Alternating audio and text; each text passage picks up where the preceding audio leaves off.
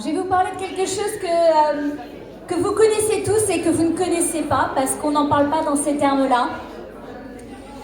Je vais vous parler de quelque chose qui, en fait, est tout autour de nous et dont on n'attache pas autant d'importance qu'on devrait. Et en fait, pour moi, ce dont je vais vous parler, je vais vous expliquer, c'est ce qui m'a permis de comprendre quel était le lien entre la science et ce qu'on appelle l'énergétique. Et on a eu beaucoup d'exemples de ça ce matin, donc j'ai vraiment très envie de partager ce qu'il y a derrière tout ça. Donc je vous invite tous à vous asseoir et je vais commencer par me présenter. Donc je m'appelle Audrey, je suis naturopathe, nutrithérapeute et je suis spécialisée en nutrigénomique. Donc la nutrigénomique, pour ceux qui ne savent pas ce que c'est l'étude que l'impact de notre environnement a sur l'expression de notre ADN. Donc j'étudie vos gènes et en fonction de ça, je peux vous dire quel est le style de vie et alimentation et tout autre qui vous convient le mieux en fonction de votre héritage. Mais c'est pas de ça dont je vais vous parler aujourd'hui. Aujourd'hui, je vais vous parler de la biologie quantique, le maillon manquant de la santé et du bien-être. Donc moi, comme je vous l'ai dit, je suis naturopathe et j'ai accompagné pendant plus de 10 ans des femmes, des familles, au travers de l'alimentation, des micronutriments, de l'analyse des voies métaboliques et génétiques, qui sont des approches appuyées sur l'évidence scientifique. Mais je me suis aussi beaucoup appuyée sur l'homéopathie, la phytothérapie, les principes de la médecine chinoise traditionnelle, ainsi que les principes ayurvédiques. J'utilise aussi beaucoup les fleurs de Bach. Et comme je suis dotée d'un esprit très scientifique et aussi très logique, j'ai toujours utilisé ces modalités sans jamais vraiment comprendre d'un point de vue logique et scientifique et palpable pourquoi ça fonctionnait vraiment, tout en sachant à l'intérieur de moi et en ayant cette intuition que c'était tout aussi fort que tout le reste. Et donc, en fait, j'avais toutes les pièces du puzzle, mais j'arrivais pas à faire le lien entre tout ça. Et puis, moi, personnellement, avec mon expérience personnelle, avant d'être naturopathe, j'avais aussi mes problèmes de santé. Donc, j'avais un syndrome du côlon irritable, de la rosace. J'avais bien sûr des problèmes d'insomnie, d'irritabilité, dus souvent au fait de ne pas bien dormir. Et surtout, je n'arrivais pas à concevoir de façon naturelle, pas avoir d'enfant. Et en rentrant dans la naturopathie, j'ai résolu une grande partie de mes problèmes, mais il y en avait qui subsistaient. Et en fait, c'est quand j'ai compris en fait et que j'ai intégré toute une dimension de la biologie quantique, et je vais vous expliquer ce que c'est, que les choses ont changé pour moi. Donc, pourquoi la biologie quantique est aussi importante? En fait, elle intègre d'autres dimensions qui sont les dimensions énergétiques, électromagnétiques et informationnelles. C'est ce qu'on appelle la couche invisible qui orchestre aussi bien la biochimie, qui synchronise les cellules et donne cohérence à l'ensemble du corps. Et ces trois dimensions, elles ne sont pas séparées. Parce que l'énergie crée des champs, les champs transportent l'information et l'information organise la matière.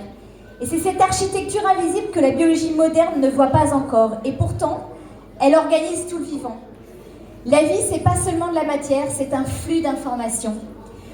Donc voilà, pourquoi la biologie moderne et même la naturopathie ne suffisent pas à expliquer tout ça? Eh bien parce que, en fait, la médecine moderne, elle repose principalement sur un modèle biochimique.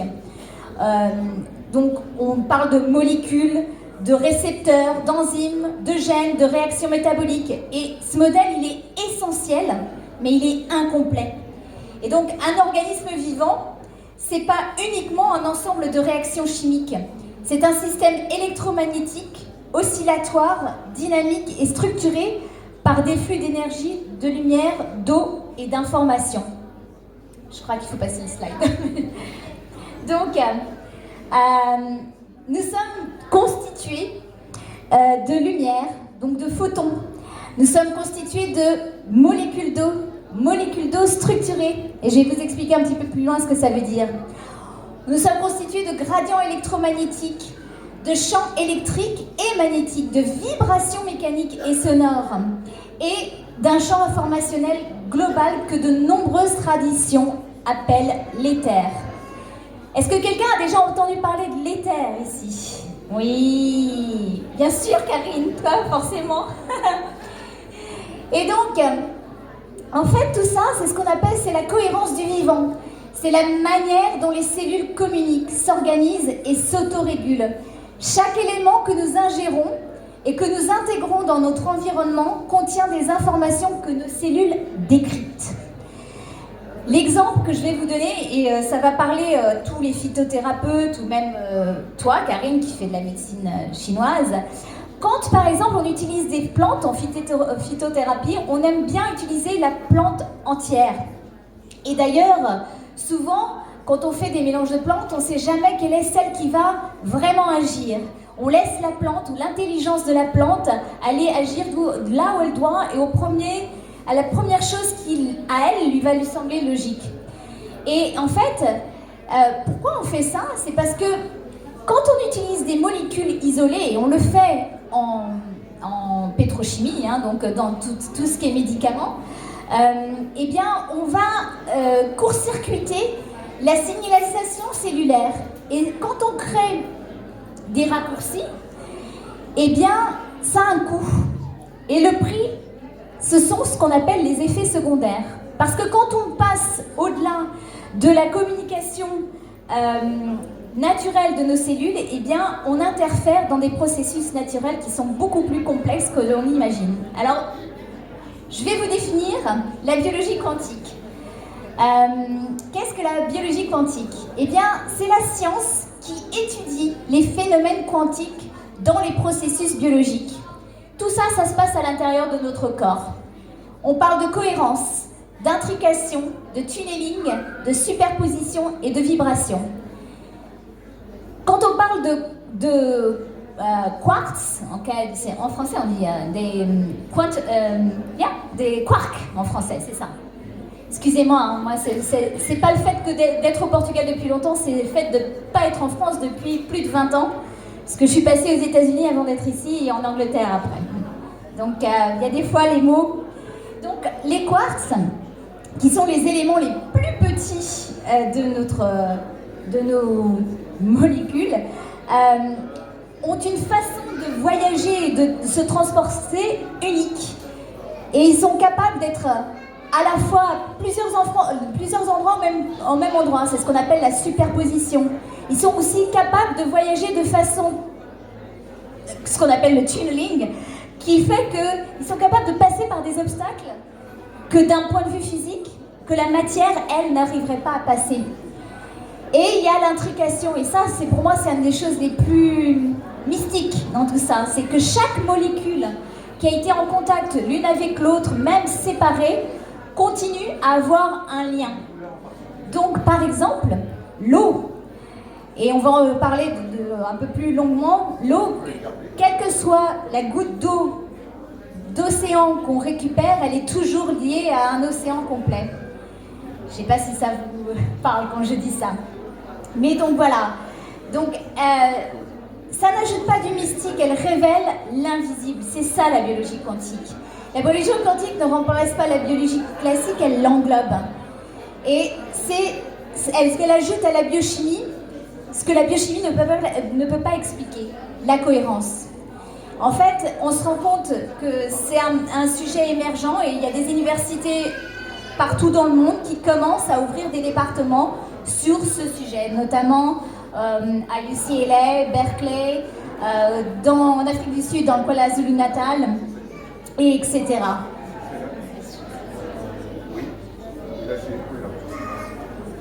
Alors,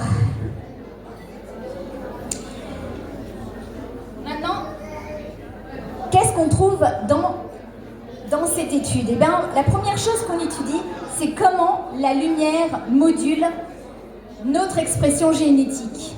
Donc, sachez que la lumière du jour, la lumière du soleil, a un impact très fort sur toute notre biologie. Elle impacte bien sûr le rythme circadien. Qui sait ce que ça veut dire, le rythme circadien? Donc c'est le rythme qui est réglé tout au long de la journée. Donc sachez que chacune de nos cellules a une horloge interne. D'ailleurs, en médecine chinoise, il y a une horloge qui aussi parle de quand est-ce que chacun de nos organes fonctionne de manière optimale.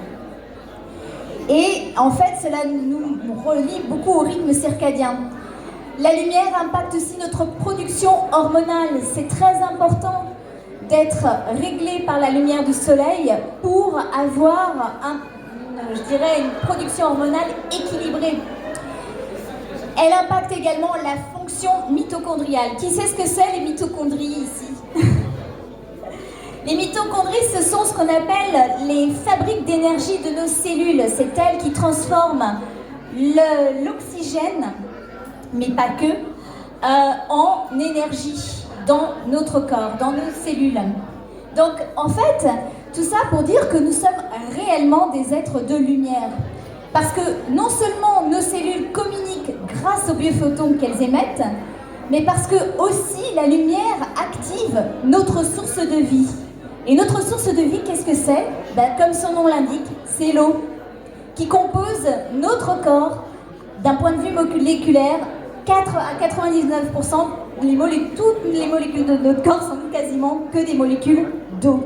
Nous le sommes eau à 70% et nous sommes donc vraiment ces êtres de lumière, des êtres qui sommes activés par la lumière, dont l'eau qui se trouve dans notre corps n'est pas un simple solvant. Et l'eau qui est dans notre corps, c'est une eau structurée. Je vais vous parler un petit peu des recherches qui ont été faites autour de ça. Donc l'eau, c'est à la fois un support d'information, elle enregistre la lumière, les émotions, les chants et les intentions. Elle est la mémoire liquide du vivant, ce qui permet de comprendre comment l'homéopathie, par exemple, agit, et non pas par la matière, mais par une empreinte fréquentielle. Donc, cette eau qu'on appelle eau structurée, elle adopte des états capables de stocker et transmettre de l'information électromagnétique. Elle maintient la charge électrique de nos cellules, et ça c'est très très important. Sachez que nos cellules, pour fonctionner de façon optimale, elles ont besoin d'avoir une charge électrique qui est respectée au minimum de 70 millivolts. Et quand la charge baisse, c'est quand notre état de santé s'aggrave, par exemple. Les cellules cancéreuses se développent parce que la charge électrique de notre eau cellulaire baisse. Donc, comment nous activons, et surtout, comment nous avons découvert que l'eau de nos cellules était une eau structurée? Eh bien, c'est grâce aux recherches du Dr Gerald Pollack de l'Université d'Oregon, aux États-Unis, qui a mis en évidence la 4e phase de l'eau. Donc nous connaissons tous l'état liquide, l'état solide et l'état gazeux de l'eau, mais il existe d'autres phases. Je vous parle maintenant de la 4e phase, mais nous savons qu'il en existe d'autres aussi. Et donc cette 4e phase, c'est une eau qu'on appelle d'eau, qu'on compare à un cristal, à du plasma. Elle a la capacité de contenir des informations et surtout elle contient une charge électrique.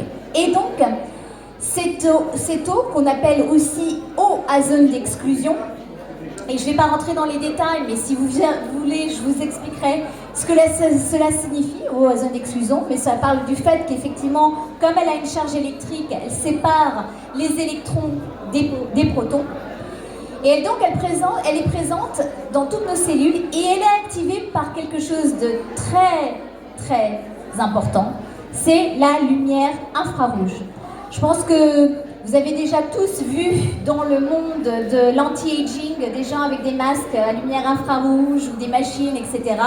Vous comprenez pourquoi on utilise ce type de gadget. Et moi j'appelle ça des gadgets parce que la lumière infrarouge, elle est omniprésente quand nous sommes à l'extérieur, car le spectre de lumière du soleil présente de la lumière infrarouge du lever du soleil jusqu'au coucher du soleil. Elle est plus forte au lever du soleil et au coucher du soleil, mais toute la journée, nous avons accès à cette lumière. Ça veut dire que être en extérieur, c'est extrêmement important pour notre bien-être et pour produire de l'énergie. Donc, l'eau et la lumière, elles mènent une danse. Elles sont notre source d'énergie originelle. Alors, moi, j'ai commencé ma formation en tant que naturopathe et nutrithérapeute, et donc on me parle tout le temps des aliments et de l'importance de l'alimentation. Et dans le contexte de la biologie quantique, eh bien, notre alimentation, en fait, ça devient plutôt un support d'information. Les aliments portent la signature de leur environnement. Donc, en fonction de là où ils ont été plantés, enfin, ou été élevés, donc la lumière, leur saison, leur sol et leur géographie, ils vont contenir des informations qui vont être données à nos cellules.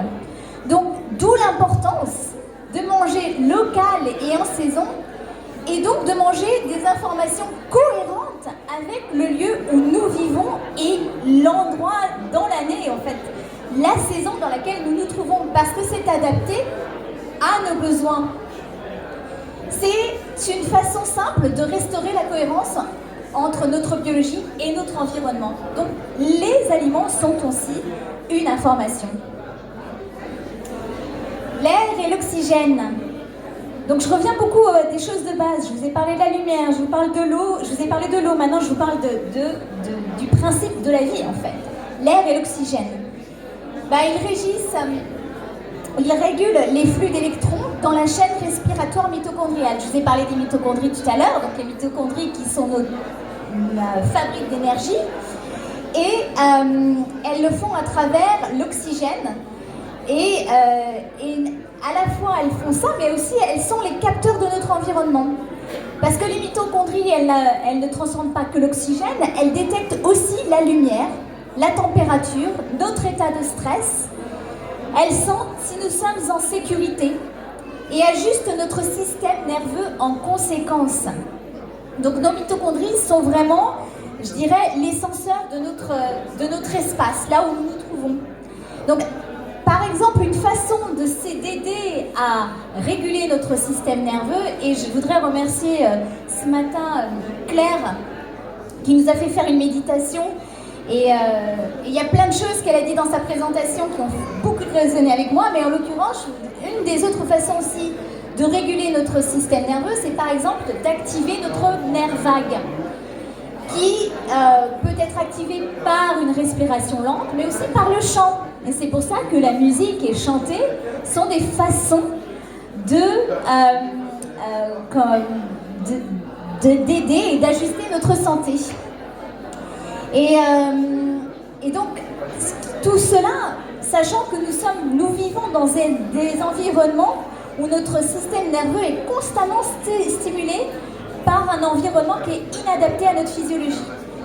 On va parler de l'espace où nous nous trouvons maintenant, où nous sommes sous une lumière artificielle, qui, le saviez-vous, quand nous sommes sous des lampes LED, qui sont le cas de toutes les lampes que nous avons à l'heure actuelle quasiment, sont constamment en train de clignoter. Et même si nous ne les voyons pas visuellement, notre cerveau le détecte, et ça, nos mitochondries le sentent. Voilà, donc c'est très important de réguler notre système nerveux. La Terre. Alors, la Terre, c'est un élément essentiel parce que ça permet de fournir des électrons libres qui vont à la fois moduler l'inflammation et stabiliser les potentiels électriques cellulaires. Et oui, parce que quand nous sommes connectés directement à la Terre, nous équilibrons notre charge électrique dans notre corps. Et sachez que les recherches, par exemple, sur le forest bathing, donc baignade en forêt, mais je pense que le terme est bien connu, montre que marcher en contact direct avec la nature est plus efficace qu'un anti-inflammatoire ou un antidépresseur.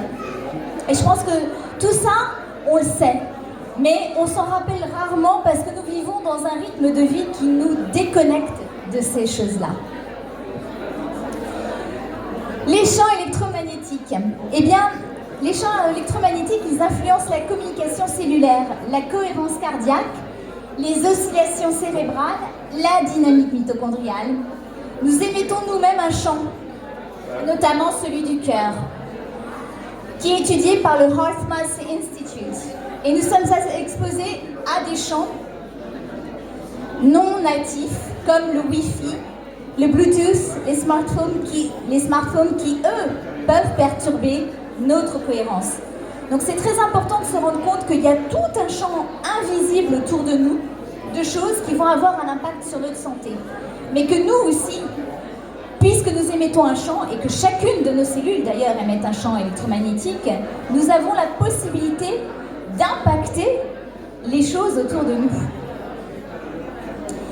Et je fais une petite... Enfin, c'est pas vraiment une aparté, je l'ai rajouté parce que ça me paraît important, et on parlait d'ailleurs ce matin, Claire a parlé des traumas qui sont gravés dans le corps, dans la mémoire du corps. Et c'est souvent en fait de la fascia, le fascia on dit en français. Le fascia, hein, c'est ça. C'est le tissu conjonctif qui enveloppe et relie tout le corps. Et c'est un véritable réseau conducteur. Sachez qu'il est essentiellement constitué d'eau structurée, la fameuse eau découverte par le professeur Gerald Pollack, qui maintient nos charges électriques. Et cette eau, comme on l'a dit, elle a la capacité de retenir des informations.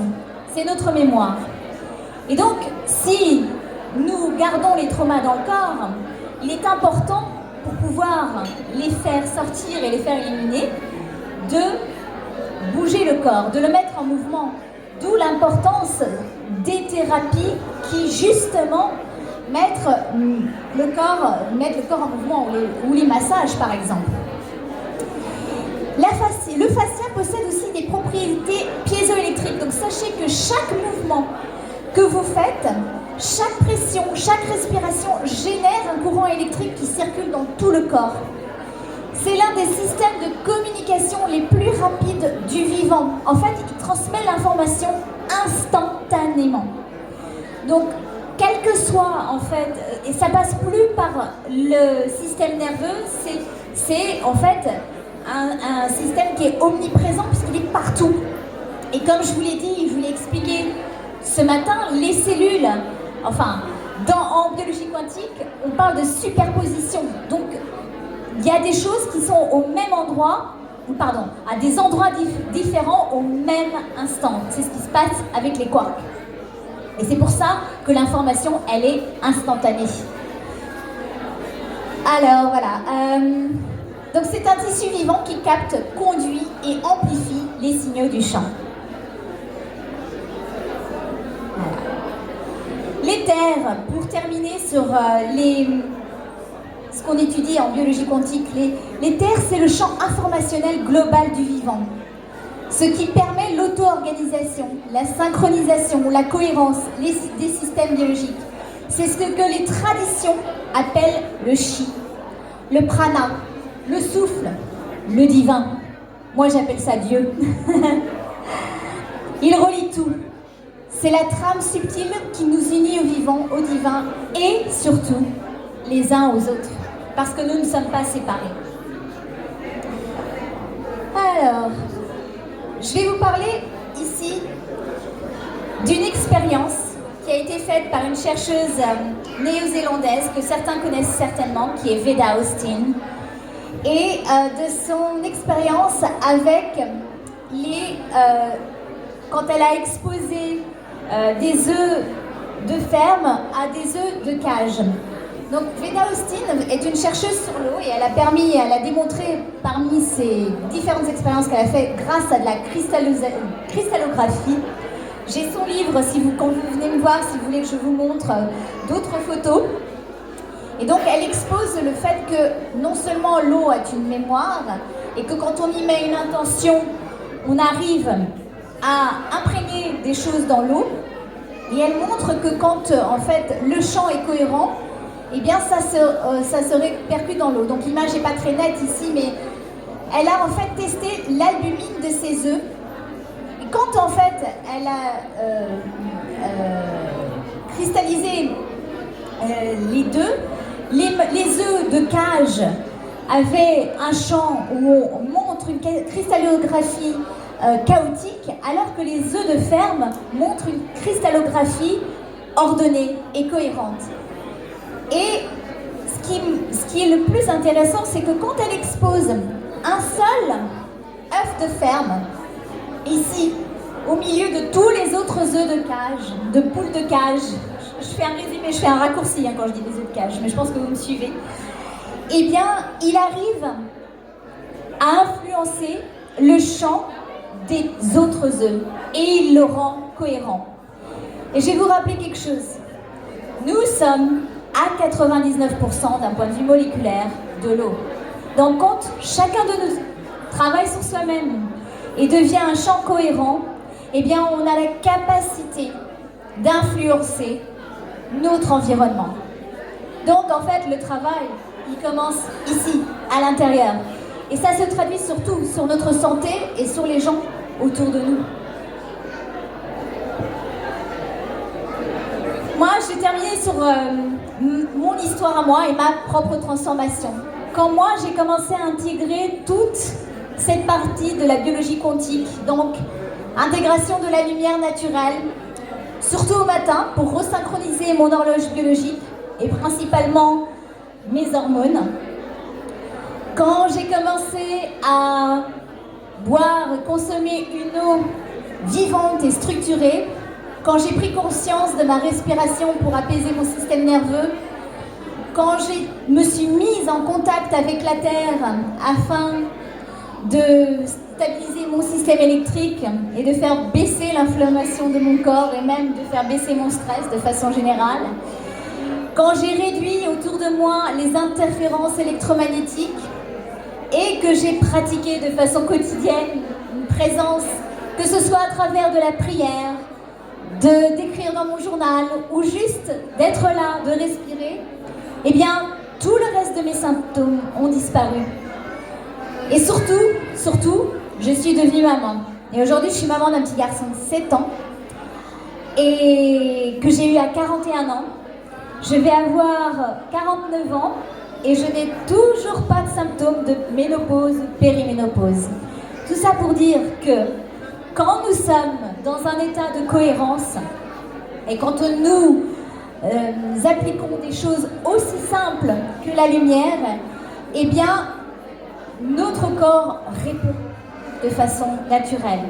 Donc, je vous explique maintenant pourquoi la biologie quantique, c'est le maillon manquant. C'est ce qui fait le lien. C'est ce qui fait le lien entre le biochimique et l'électromagnétique. Par exemple, les mitochondries, dont le cycle de Krebs, donc je vous ai parlé de l'oxygène qui est transformé en énergie, c'est ce qu'on a à travers le cycle de Krebs, génèrent aussi un champ électrique et un flux de protons. La lumière rouge et infrarouge du matin augmentent ce potentiel électrique et améliorent la production d'ATP, donc qui est la monnaie d'échange d'énergie dans notre corps, sans changer notre alimentation. C'est-à-dire que la lumière, en fait, a un impact tellement fort, et d'un point de vue positif comme négatif, parce qu'il y a un rythme circadien derrière tout ça. La lumière au bon moment, c'est très important. Donc il faut aussi se protéger de la lumière quand elle n'est pas censée être là. Donc ça, je vous parle par exemple des écrans, et je vais en parler un petit peu plus loin, mais au niveau, encore une fois, c'est le maillon manquant entre ce qu'on appelle le matériel et l'informationnel. L'eau cellulaire, c'est l'eau, c'est une molécule physique qu'on appelle H2O. Quand elle est structurée, on parle de H3O2 d'ailleurs, juste pour la petite info. Et ça structure en code des fréquences et influence la communication cellulaire. L'eau change selon la lumière, l'émotion et le champ électromagnétique. Donc même nos intentions vont avoir l'effet sur l'eau que nous buvons par exemple. Admettons que vous n'avez pas accès à une eau de bonne qualité, ne serait-ce que de faire une action de grâce, une prière sur votre eau, va changer son champ cohérent et donnera une information plus cohérente à notre corps. Et d'où l'importance justement d'avoir ces moments de conscience. La biologie quantique élimine le physiologique et le circadien. Donc je vous parlais tout à l'heure de la lumière. Donc qu'est-ce que nous activons le matin grâce à la lumière? Eh bien c'est la montée du cortisol, la montée en douceur du cortisol. Il régule notre énergie, il est très important pour notre énergie, pour notre immunité et pour notre glycémie aussi. Il doit monter le matin et baisser le soir. Mais par exemple, si on se lève le matin et qu'on prend directement notre téléphone, eh bien on va avoir un pic de cortisol inadapté au moment. Le cortisol doit monter en douceur.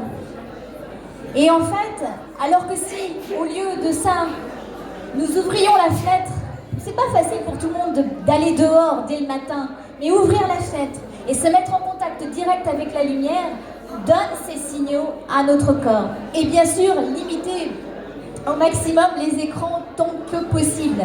Il y a d'autres façons de le faire aussi. Donc,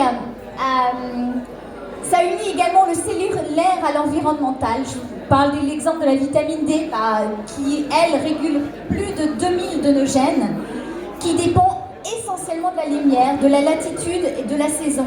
Et deux personnes avec la même alimentation auront des niveaux de vitamine D totalement différents selon leur environnement lumineux. La cellule répond à la lumière, au froid, au sol et à l'air.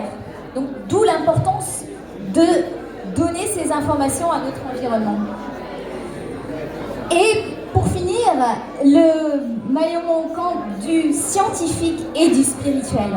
Et c'est un peu pour ça que j'ai fait cette présentation, parce que pour moi, j'ai trouvé ici les réponses qui unissent toutes les pièces du puzzle. Parce que, par exemple, si nous parlons de cohérence cardiaque, ou la variabilité de la fréquence cardiaque, qui mesure l'équilibre du système nerveux, on se rend compte que des choses comme la gratitude, la prière, la présence augmentent instantanément la cohérence. Une émotion élevée modifie notre champ électromagnétique, cardiaque, et c'est mesurable à plusieurs mètres. La science aujourd'hui mesure ce que la spiritualité ressent depuis toujours. Et pour moi, ça unit un petit peu le passé au présent, parce que ce modèle, il n'est pas nouveau. Il confirme ce que les traditions savaient déjà. Les cultures indigènes parlaient d'une force vitale au-delà du modèle mécanique. La médecine chinoise décrit les méridiens, des véritables réseaux électromagnétiques. L'homéopathie agit non pas par matière, mais par fréquence, grâce à la mémoire de l'eau. Il faut savoir qu'en homéopathie, plus l'élément est dilué, et plus il est puissant, et plus il agit sur l'émotionnel. Autrement dit, la vie, elle n'est pas mécanique, elle est vibratoire, informationnelle et cohérente. La biologie quantique propose une vision systémique, intégrative et multidimensionnelle du vivant. Elle explique pourquoi des interventions simples comme lumière, eau, respiration, ancrage, son, la musique, puisqu'on parle de fréquence, la forêt ont des effets puissants sur la santé. La santé, ce n'est pas un protocole, c'est un état de cohérence, c'est une fréquence sur laquelle on s'accorde. Et là, je vais vous donner 6 piliers que vous pouvez intégrer dans votre quotidien. Et donc, bien sûr, je commence par la lumière. Parce que c'est comme ça que le monde a été créé. Et la lumière fut. Et donc, la lumière, elle synchronise l'horloge biologique. Elle module les hormones et optimise nos mitochondries. L'eau hydrate la cellule, elle structure l'information et conduit l'électricité du vivant. Alors bien sûr, ça veut dire qu'il est important de faire attention au type d'eau que nous buvons, et surtout de l'hydratation, c'est un vaste sujet et je pourrais vous en parler un peu plus longuement. L'air Troisième pilier, l'oxygène régule le système nerveux autonome, augmente la variabilité cardiaque. Donc la respiration, sachez que d'ailleurs quand nous respirons, nous intégrons aussi beaucoup de molécules d'eau. C'est un petit aparté. Les champs électromagnétiques, donc à la fois diminuer les expositions artificielles tout en augmentant les expositions naturelles. Sachez que la Terre possède un champ électromagnétique. On parle de la résonance de Schumann par exemple. Et il existe d'autres champs électromagnétiques naturels auxquels on peut s'accorder, notamment ceux des gens qui nous entourent. L'éther, enfin, c'est la cohérence cardiaque, c'est la prière, l'intention, la présence, la régulation du champ informationnel. Donc la santé, c'est pas un protocole, c'est un état de conscience. Et donc, votre corps, il sait, il attend simplement que vous reveniez à lui. Et je vous propose de venir faire un bilan santé quantique avec moi sur ma table, un peu plus loin. Je vous offrirai un petit mini-guide. Et si vous désirez me contacter et savoir comment je peux vous accompagner, eh bien voilà mes coordonnées et je pourrais vous les donner un petit peu plus tard. Et je vous invite à me poser des questions si vous avez envie d'en poser. Voilà. Je vous remercie.